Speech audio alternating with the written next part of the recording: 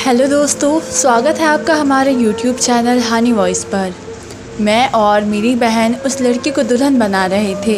वे बहुत ही ज़्यादा डरी हुई थी। उसकी आंखों से आंसू टपक पड़े, जिससे उसका मेकअप ख़राब हो गया। मैंने कहा, चौथी बार तुम्हें लाइनर लगा रहे हैं, तुम क्यों रो रही हो? अपनी मर्ज़ी से तो आई हो यहाँ पर। उसने कहा, हाँ मर्ज़ी से आई हूँ, लेकिन मजबूर थी। मैंने कहा, अब ये क्या बात हुई? आ गई हो तो रोना बंद करो, और शादी हो रही है तुम्हारी, दुल्हन बना रहे हैं तुम्हें। वे कहने लगी, किस तरह हो रही है शादी, ये भी तो आप लोग जानते हैं, और कैसे बेरहम लोग हैं आप दोनों। तो मैंने कहा, हम बेरहम नहीं हैं, हम भी तुम्हारी तरह मजबूर है, लेकिन अब क्या किया जा सकता है। और वैसे भी सिर्फ एक ही रात की बात है, हम लोगों ने उसे दुल्हन बना के अपने पापा जी के कमरे में भेज दिया। वे सामने ही बिस्तर पर लेटे थे, लेकिन जाने से पहले हमने उसे कुछ बातें समझाई थी। पर जब सुबह कमरे का दरवाज़ा खुला तो सामने का मंजर देखकर हम हैरान रह गए थे। हमें कुछ ऐसा देखने की उम्मीद नहीं थी। हम लोगों ने शर्म से अपनी आंखों पर हाथ रख लिया। हमें लगा कि वो लोग कहेगी कि कोई बात नहीं, आप लोग अंदर आ जाओ, या कुछ और, लेकिन मैंने ऐसा कुछ नहीं कहा। और जब हम बाहर खड़े थे तो फिर से अंदर से आवाज़ आने लगी। मैंने अपनी बहन की तरफ देखा और कहा, लगता है हमसे गलती हो गई है, क्योंकि गलती तो हमसे ही हुई थी। मेरा नाम सुमन है और मेरी बहन का नाम मारिया था। हम लोग बहुत ही अमीर ख़ानदान से थे। हमारे पास ऊपर वाले का दिया हुआ सब कुछ था। घर, गाड़ी, दौलत, जायदाद, मोबाइल फ़ोन, सोने के ज़ेवरात, किसी भी चीज़ की कमी नहीं थी। हम लोगों को अपनी माँ से बहुत ही प्यार था। हमारी माँ ने हमें शहज़ादियों की तरह पाला हुआ था। हमारी माँ का यही एक सब कुछ था कि ये सारी दौलत, ये सब कुछ हमारी माँ का था। हमारे इस बाप से जब हमारी माँ की शादी हुई तो बाबा के पास कुछ भी नहीं था, और सारी ज़िंदगी वो ऐसे ही रहे, माँ के कारोबार को संभालते रहे और उनका कारोबार चमकता रहा। मेरी माँ मेरे बाबा से पूरे 15 साल बड़ी थी, लेकिन उन्हें इसीलिए शादी की थी क्योंकि ये औरत अमीर थी और रईस थी। और उन्होंने खुद कई दफ़ा हमें ये बात बताई थी कि तुम्हारे बाप को मुझसे शादी करनी ही नहीं थी। वह तो शादी के मंडप से बाहर चला गया था, लेकिन फिर उसे पकड़ कर लाए थे और सब ने कहा था कि लड़की अमीर है। मेरी माँ जब ये बात बता रही होती थी तो हम कहते थे कि आपको ये सब कुछ बुरा नहीं लगा? तो कहती थी, नहीं, इससे में बुरा लगने की क्या बात है, ये तो हकीकत है। सब ने मेरे बाप को यही कहा था कि लड़की अमीर है और इसका इतना बड़ा कारोबार था। बाबा को कारोबार की समझ आती थी। मेरी माँ उनसे बड़ी थी, इसलिए जल्दी जल्दी बीमार रहने लगी, और जाने से पहले उन्होंने एक आखिरी ख्वाहिश की। उनकी आखिरी ख्वाहिश ये थी कि मेरे जाने के बाद अपने बाप की दूसरी शादी नहीं करने देना, क्योंकि जब मेरी माँ इस दुनिया से गई तो उनकी उम्र 55 साल थी और मेरे बाबा अभी 29 साल के थे। और मर्द के लिए 39 साल कोई उम्र नहीं है, वो भी ऐसा मर्द जो अमीरी में रहा हो, जिसने कोई ज़्यादा टेंशन ना ली हो। वे तो जल्दी बूढ़ा भी नहीं होता। मेरे बाबा को बनाया बिजनेस मिल गया, बीवी मिल गई, बच्चे हो गए। उनको किस बात की चिंता थी, इसलिए वे अपनी उम्र से कम ही लगते थे, लेकिन वैसे अच्छे इंसान थे। ये सबको पता था। अपना ख्याल भी बहुत रखते थे और बाहर की चीज़ें मंगवाते थे, अच्छी दवाइयाँ खाते थे। सारी ज़िंदगी मेरी माँ को ये कॉम्प्लीमेंट सुनने को मिलता रहा कि तुम्हारा पति बड़ा ही हैंडसम है, तुम तो बड़ी खुशकिस्मत हो। लेकिन असल बात ये थी कि मेरी माँ और मेरे बाप को एक दूसरे से कोई फिल्मी मोहब्बत तो नहीं थी।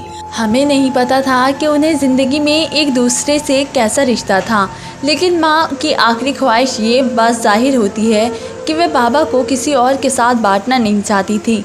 मेरे बाबा थे भी बहुत ही खूबसूरत। वे मरने से पहले अपनी आखिरी ख्वाहिश यही कर कर गई थी, और हमने कहा कि आप फ़िक्र ना करें, हम ऐसा नहीं होने देंगे। इसके अलावा जायदाद के मामले में भी बीच में आ रहे थे, और बस मेरी माँ को आखिरी ख्वाहिश करने का मौका मिला था, क्योंकि हमने उनसे पूछ लिया था, वरना तो ना वसीयत लिखी गई थी और ना ही कोई मामले सेट हुए थे। लेकिन ये सब कुछ हमारा था। हमारा कोई भाई नहीं था, हमें पता था, लेकिन हमारे कोई चाचा भी नहीं थे कि उनके भतीजे हमारी जायदाद पर नज़र रखते, इसलिए जायदाद सिर्फ हमारी ही थी। जब मेरी माँ इस दुनिया से गई तो मेरा बाप उनके पास मौजूद नहीं था। मेरे माँ बाप का आपसी रिश्ता कैसा था ये हमें नहीं पता। हम लोग ख़ानदानी लोग थे। इस तरह की बातें ना तो कोई सरेआम करता था और ना ही किसी के कानों तक पहुँचती थी। वो लड़ते थे, एक दूसरे से प्यार करते थे, ये सब उनका निजी मामला था, इसलिए हमें नहीं पता था। लेकिन जब से मेरी माँ से इस दुनिया से गई थी, बाबा कुछ खास परेशान या उदास नहीं लग रहे थे। जबकि मेरी माँ जिस उम्र में गई उस उम्र में लोग ज़्यादातर इस दुनिया से नहीं जाते। उन्हें एक बहुत ही जानलेवा बीमारी हो गई थी। लगभग 6-7 महीने गुजर गए। मेरे बाबा के दोस्त घर पे आने लगे और मेरे बाबा ने दोस्तों के साथ ज़्यादा वक्त बिताना शुरू कर दिया।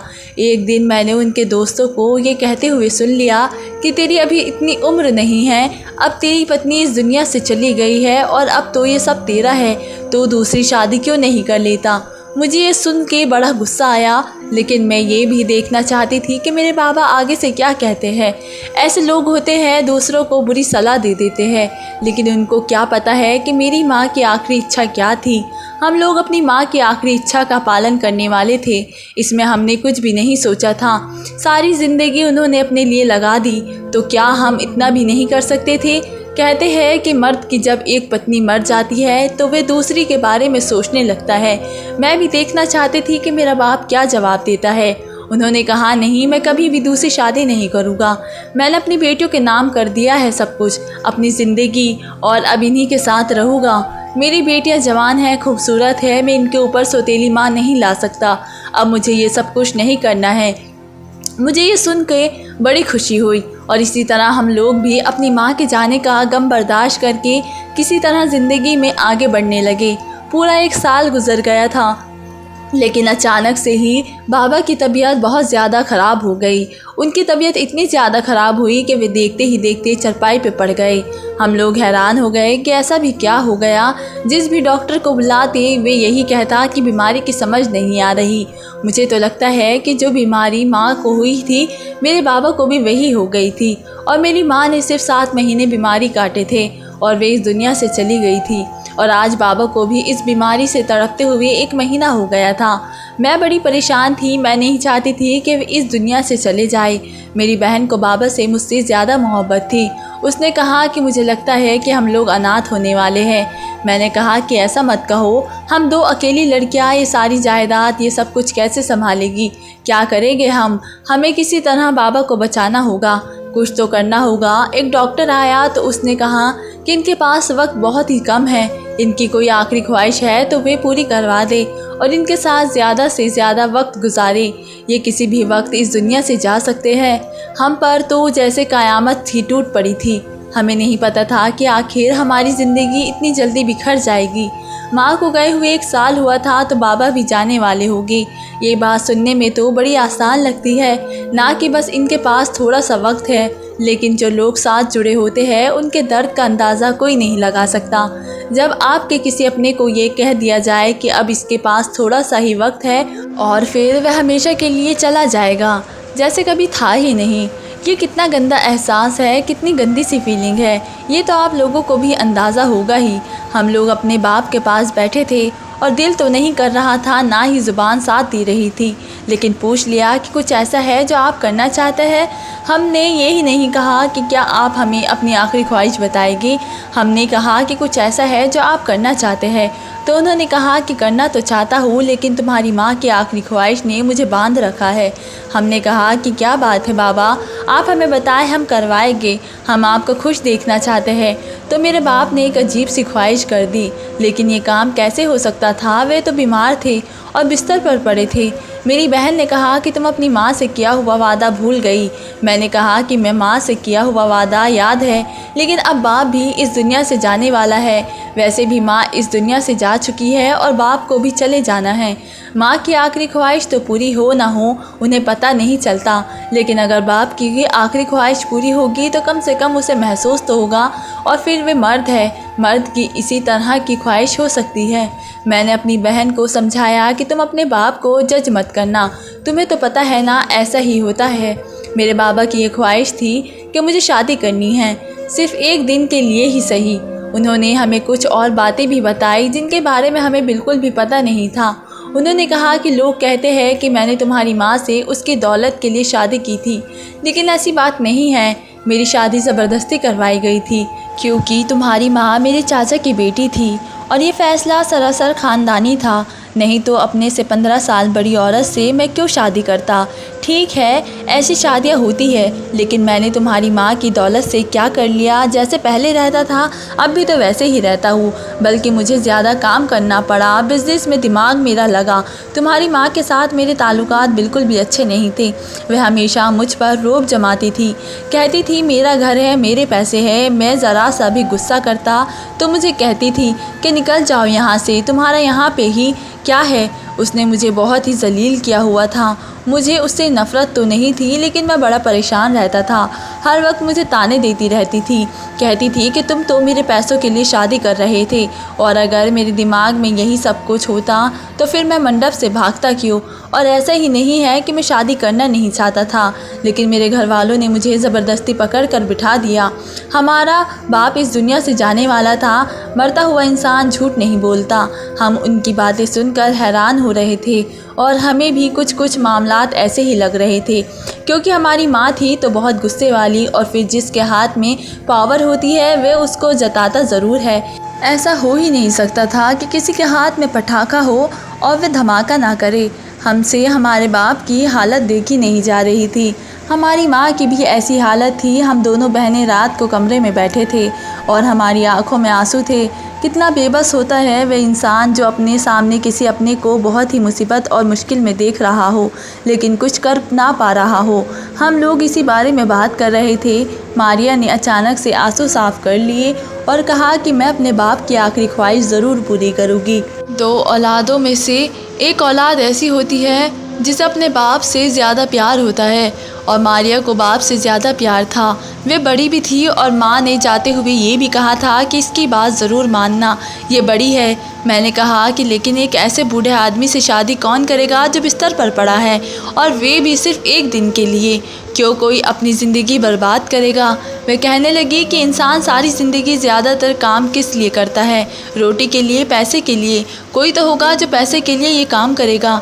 मैंने कहा कि तुम पैसे से ये काम करवाओगी, तो उसने कहा कि और किस से करवाओगी। क्या मैं किसी को अपने बाप से मोहब्बत करवा सकती हूँ, या किसी की मिन्नत करूँगी तो वे ये काम कर लेगा। जाहिर है ये काम पैसों से होगा। हमें ऐलान करना होगा कि हमें ऐसी लड़की चाहिए जो सिर्फ़ एक रात के लिए हमारे बाप से शादी कर सके, और हम उसे बहुत सारे पैसे देंगे, लाखों रुपये दे देंगे। हम इसे पैसे भी दे देंगे, और अगर और कुछ मांगेगी तो वे भी दे देंगे। उसके बाद वह अपनी ज़िंदगी आराम से गुजार सकती है।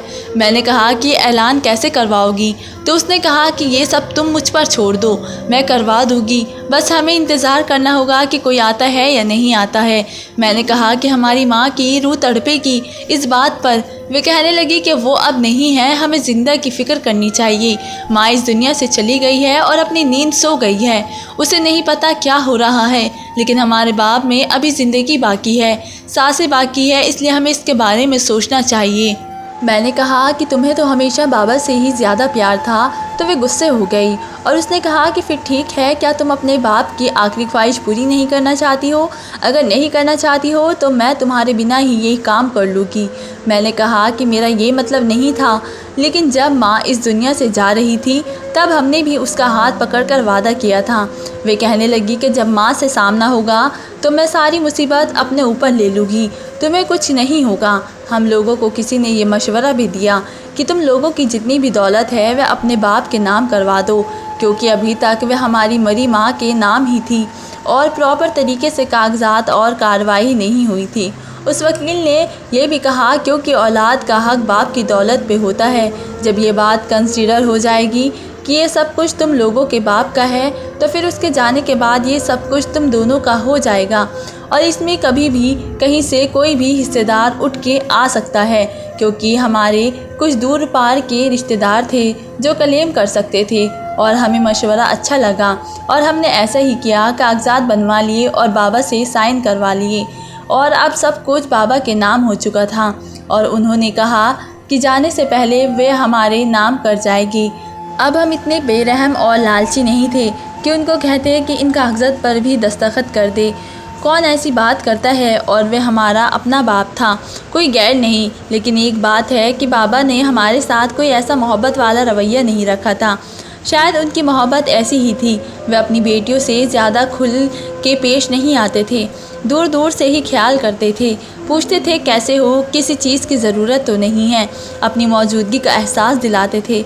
हमें पता था कि हमारे पीछे हमारा बाप खड़ा है, लेकिन कोई ऐसी बहुत ही दीवानों की सी मोहब्बत नहीं थी उनको हमसे। और शायद बाप की मोहब्बत ऐसी ही होती है। यही वजह है कि हम लोग अपनी माँ से ज़्यादा करीब थे। बाप के दिल में कभी झांक के देखा ही नहीं है। वे तो अब पता चला कि वे कितने दुखी थे। हमारे बाबा के साथ ऐसी ही कोई याद नहीं थी जिसे याद करके हम लोग ये कह सके कि वे हमारे साथ बचपन में खेलते थे या हमें बहुत ही प्यार करते थे। और इस बात को मुझे गुस्सा भी था, मारिया को नहीं खैर, लेकिन मुझे ये बात हमेशा सताती थी। और मैं सोचती थी कि हमारे बाप का रवैया हमारे साथ ऐसा क्यों है। ये बात तो बाद में पता चला कि वे अपनी ही मुसीबतों और मुश्किलों में फंसे हुए थे, तो हमारे लिए क्या करते। मेरी माँ थी तो बहुत ही गुस्से वाली, ये सब जानते हैं। और जब झगड़ा होता था तो हमें उसकी आवाज़ ज़्यादा सुनाई देती थी। हम उसमें उनके सामने कुछ नहीं बोलते थे, उनको समझा नहीं सकते थे।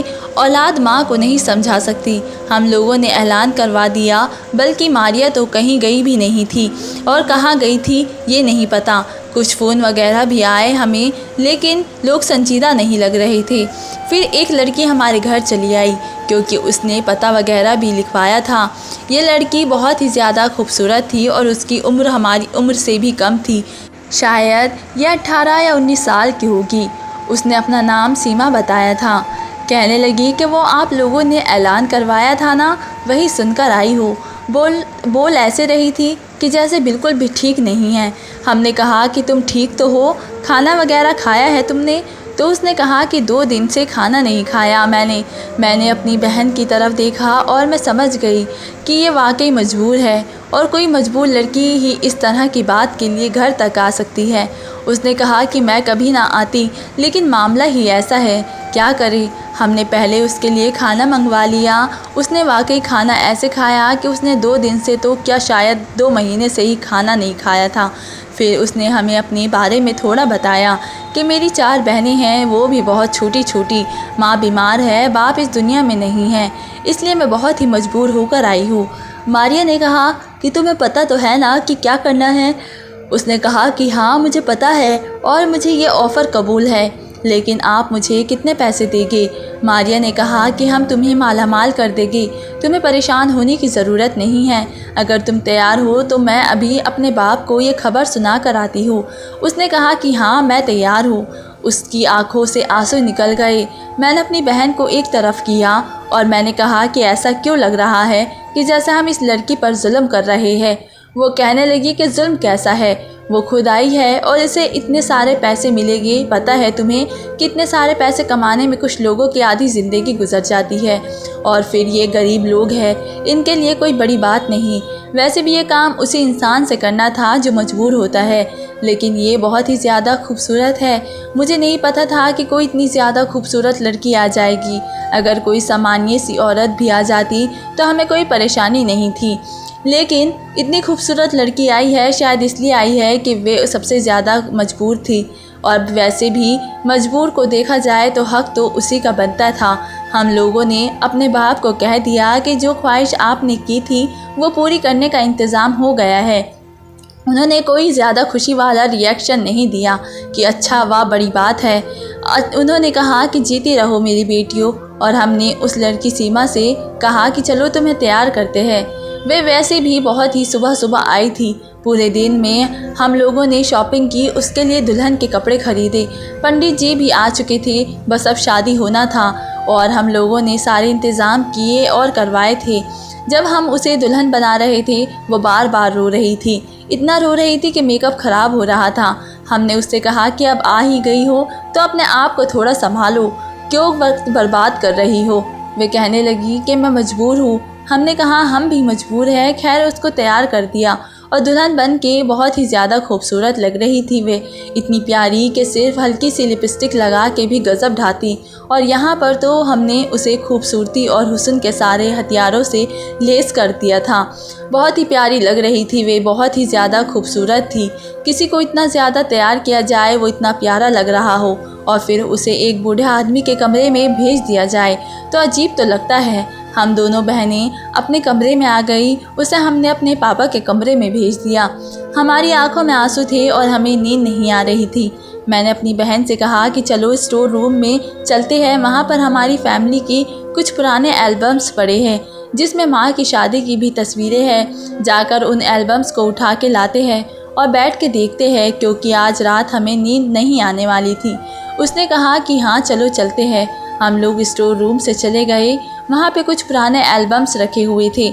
आजकल तो हर चीज़ फ़ोन में ही आ गई है, लेकिन हमारे माँ बाप की शादी उस ज़माने में हुई थी जब एल्बम्स बनवाए जाते थे, और ये अमीर लोग थे इसलिए उन्होंने बड़े बड़े एल्बम्स बनवाए थे।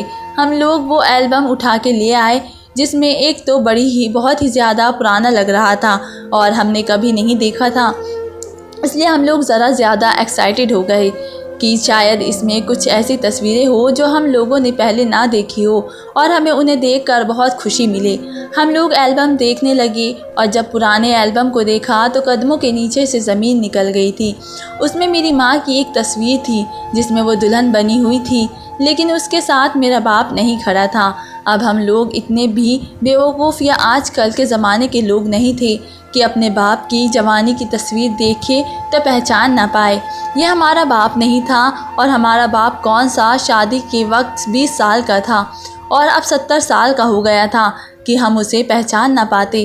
वो शादी के वक्त कम उम्र थे, लेकिन अभी भी उनकी उम्र 40 साल नहीं हुई थी, और हम लोग हैरान रह गए कि यह आदमी कौन है जो हमारी माँ के साथ खड़ा है, और उसके कपड़ों से लग रहा था कि वही दूल्हा है, कोई और रिश्तेदार या मेहमान नहीं लग रहा था। हम लोग बड़े परेशान हुए। इस बात का जवाब तो सिर्फ हमारा बाप ही दे सकता था। लेकिन जब अगली तस्वीर पलटी तो कदमों के नीचे से ज़मीन निकल चुकी थी, क्योंकि इस तस्वीर में मेरी माँ और वही आदमी एक पार्क में खड़े थे। उन दोनों के चेहरे पर बहुत ही ज़्यादा खुशी और मुस्कुराहट थी। उसने मेरी माँ के कंधे पर एक हाथ रखा हुआ था। साफ पता चल रहा था कि पति पत्नी हैं आपस में, और ये तस्वीरें भी पति पत्नी की बनवाई गई हैं, जैसे किसी की कोई सुनहरी यादें होती है। लेकिन सिर्फ इतना ही नहीं था, मेरी माँ की गोद में मारिया थी जो शायद उस वक्त 2 साल की थी, और उस आदमी की गोद में मैं थी जो शायद उस वक्त 1 साल की थी। हम दोनों बहनों में ही 1 साल का फ़र्क था। इसका मतलब कि वही हमारा असली बाप था, और फिर जिसको हम अपना बाप समझ रहे थे वो हमारी माँ की ज़िंदगी में कैसे आया। उसके बाद हम लोग बार बार तस्वीरें पलट कर देखने लगे, लेकिन ऐसी कोई भी तस्वीर नहीं मिली जो इस कहानी का दूसरा पहलू हमें दिखा सकती। हमें सुबह होने का इंतज़ार था, और जब सुबह हुई तो सामने का मंजर देख के हैरान रह गए। मेरा बाप और वो लड़की बाहर लॉन में बैठे थे। मेरे बाप को देखकर बिल्कुल भी नहीं लग रहा था कि ये बिस्तर से उठा हुआ आदमी है। वो बिल्कुल ठीक ठाक जवान लग रहा था। उसने नए कपड़े पहने थे, उसके चेहरे पर मुस्कुराहट थी। वो लड़की उसके लिए कॉफ़ी बनाकर उसके पास बैठी थी, और उन दोनों को देखकर ऐसा लगता था कि जैसे उन दोनों की अभी अभी शादी हुई है। शादी को कोई 10 दिन गुजर गए हैं और उन्होंने मोहब्बत की शादी की है, और ये एक ऐसा शादीशुदा जोड़ा है जो आपस में बहुत ही खुश हो और एक दूसरे के लिए पागल है। वो होते हैं ना कुछ ऐसे जोड़े जिनकी नई नई शादी हुई होती है, जब आप उनको देखते हैं तो आप कहते हैं कि वाह कितना अच्छा कपल है। ऐसा लगता है कि एक दूसरे के लिए ही बने हों, और उन दोनों को देखकर भी ऐसा नहीं लग रहा था। जब मैं और मेरी बहन हैरान सी शक्ल बनाकर उस तरफ गए तो हमारे बाप ने कहा, आ जाओ हमारे साथ नाश्ता करो। मैंने कहा ये सब कुछ क्या है, और वो तस्वीर उनके सामने रख दी। तो कहने लगे, अच्छा तुम लोगों को सब कुछ पता चल गया। वैसे आज तुम लोगों को सब कुछ पता चलने ही वाला था। ये तुम लोगों का असली बाप है, और ये तुम्हारी असली माँ, जिसके जाने के बाद तुम्हारी माँ ने मुझसे शादी की। वो उम्र में मुझसे 15 साल बड़ी थी और 2 बेटियों की माँ थी, और मैंने उससे उसकी दौलत के लिए ही शादी की थी। लेकिन उसने सारी ज़िंदगी मुझे अपना ग़ुलाम बना के रखा। मेरी औकात किसी कुत्ते की औकात से कम नहीं थी। उसी वक्त मेरे दिल में तुम्हारी माँ के लिए इंतकाम बैठ चुका था, लेकिन फिर वक्त की करनी ऐसी हुई कि वह अपनी मौत खुद ही मर गई। लेकिन अभी भी सब कुछ उसके नाम था, और फिर जाते जाते वो ये वसीयत कर गई कि मैं दूसरी शादी ना करूं, क्योंकि उसे पता था कि दूसरी शादी तो मैं अगले दिन ही कर लूँगा। 1 साल तक मैं सोचता रहा कि मैं क्या करूं और क्या ना करूं। सीमा से मोहब्बत करता था मैं, और उसके साथ मेरा 2 साल से अफेयर चल रहा था। मैंने बीमारी का नाटक किया और तुम लोगों के दिल में ये बात डाली कि मेरी आखिरी ख्वाहिश है कि मेरी एक दिन के लिए शादी करवा दी जाए। और मुझे पता था कि तुम लोगों ने ऐलान भी करवाया है। मेरे भी नौकर है इस घर में जिन्होंने मेरा नमक खाया है, वो मेरे बड़े वफ़ादार हैं। उन्होंने मुझे ये बात बता दी और मैंने सीमा को कह दिया कि वो घर आ जाए और आके ये बात करे कि वो शादी करना चाहती है और बहुत ही मजबूर है, और उसकी बहनें हैं, बाप नहीं है। और इससे पहले जिस वकील ने तुम लोगों को ये मशवरा दिया कि सारी जायदाद बाप के नाम करवा दो, तो वो भी मेरा ही दोस्त है। अब सारी जायदाद भी मेरी है। मैंने अपनी पसंद की लड़की से शादी भी कर ली है और ये सब कुछ मेरा है, तुम लोगों का नहीं है। हम लोग तो हैरान रह गए कि जिस बाप की खातिर हम बैठ के रो रहे थे, परेशान थे, उसके लिए दवाइयाँ ख़रीद रहे थे, उसकी आखिरी ख्वाहिश पूरी करवा रहे थे, वो हमारा बाप ही नहीं था। और उसने हमारे साथ इतना बड़ा धोखा किया। क्या किया ये बात भी सच हो सकती थी कि कहीं हमारी माँ को इस दुनिया से भेजने वाला वही तो नहीं था, क्योंकि जो इतना बुरा कर सकता था वो एक इंसान को इस दुनिया से रवाना भी कर सकता था। हमने कहा कि तुम हमारा कुछ नहीं बिगाड़ सकते, ये सब कुछ हमारी माँ और हमारे बाप का बनाया हुआ है। हमारी माँ ने गलती की जो तुमसे शादी की थी। शायद सोचा होगा कि 2 बेटियां हैं, किसी मर्द का सहारा चाहिए, लेकिन तुम्हारे जैसे सहारे से तो बेसहारा होना बेहतर है। उसने कहा, हो गई हो तुम लोग आज बेसहारा, अपना सामान उठाओ और यहाँ से निकल जाओ। वो एक छोटा सा घर है ना तुम्हारे नाना का, जहाँ वो तब रहते थे जब वह गरीब आदमी थे, वो घर मैंने तुम लोगों के नाम कर दिया है। वहाँ जा के रहो, महीने के 50,000 रुपये भी भेजता रहूँगा। इसी पर दोनों बहनें गुजारा करना। इस घर से निकल जाओ, क्योंकि अब इस महल का बादशाह मैं हूँ और मेरी मलिका मेरे सामने बैठी है। जब हमने सीमा को देखा तो हम हैरान रह गए। वो किस तरह से रो रही थी, कैसे कह रही थी कि मैं मजबूर हूँ, मेरी बहनें हैं, बार बार आंसू गिरा रही थी। और अब उसकी शक्ल देखकर मुझे इतना गुस्सा आ रहा था कि दिल कर रहा था कि उसके मुंह पर एक थप्पड़ जड़ दूँ। हमने वकीलों से बात की, इधर उधर गए, लोगों से मशवरे लिए, लेकिन यही पता चला कि कुछ नहीं हो सकता। सारी दौलत उसके नाम हो चुकी थी। हमने खुद ही तो सारी दौलत उसके नाम की थी। जो घर उसने हमारे नाम किया था वो एक बेहद ही छोटा सा एक कमरे वाला घर था, जहाँ मेरे नाना रहते थे, और फिर वहाँ से निकलकर शहर गए थे। अपनी किस्मत आजमाई थी और इतना बड़ा व्यापार खड़ा कर लिया था, और महीने के 50,000 उसने हमारे लिए भेजने की बात की थी। हमने इस घर से अपना ज़रूरी सामान उठाया और हमें वहाँ से निकाल दिया गया। अब हम एक कमरे वाले घर में रहते हैं और महीने के 50,000 में गुजारा करते हैं। अभी भी किसी वकील से बात चल रही है कि कुछ हो जाए, हमारा हक वापस मिल जाए, लेकिन वो कह रहा है कि जब आपने खुद ही सारे हक उसे दे दिए तो अब क्या होगा। अब भगवान से प्रार्थना करें कि वो खुद ही कहीं मर जाए तो शायद आप लोगों की जायदाद आप लोगों के पास वापस आ जाए। लेकिन अगर वो इस दुनिया से जाएगा तो सब कुछ अपनी उस जवान पत्नी सीमा के नाम कर जाएगा। हम अभी भी हैरान हैं कि कैसे उस आदमी ने पहले हमारी माँ को और फिर हमें बेवकूफ़ बना लिया, और अब हम बेवकूफ़ बन गए। और जिस इंसान को सारी ज़िंदगी अपना बाप समझते रहे वो तो हमारा बाप था ही नहीं। और हमारी माँ ने भी हमें ये बात नहीं बताई थी, उसने किसी डर के तहत इसी नहीं बताई होगी। लेकिन काश कि उसने हमें आगाह किया होता कि ये आदमी कितना ख़तरनाक है, तो आज हमारे साथ इतना बड़ा धोखा ना होता। बस अब हमारी ज़िंदगी यही है और हमें इसी तरह जीना है, और ये ज़िंदगी हमारे लिए बहुत ही मुश्किल हो गई है। हमें कुछ भी आसान नहीं लग रहा है, लेकिन भगवान से प्रार्थना है कि वो हमारी मदद करेगा। इस आदमी को इसका अंजाम लेने के लिए ज़रूर आएगा। अब आप लोग भी हमारे हक़ में दुआ कर दीजिएगा। दिन रात माँ की बहुत याद आती है। अगर वो हमें कहीं से भी देख रही होगी तो सोचती होगी कि हमारे साथ कितना बुरा हुआ, लेकिन वो तो हमारे बाप को अच्छी तरह जानती थी। हमें ये सब कुछ बताकर जाना चाहिए था। शायद उसने सोचा होगा कि ये हमारे लिए बाप जैसा ही है, इसलिए उसने हमें नहीं बताया।